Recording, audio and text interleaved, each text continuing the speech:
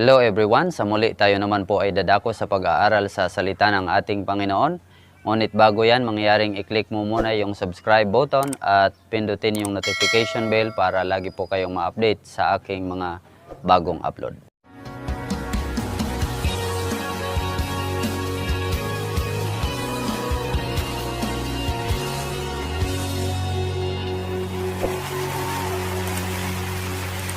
Ang ating teksto po mga kapatid na pag-uusapan ay nasa Mateo 13, 19 hanggang 23.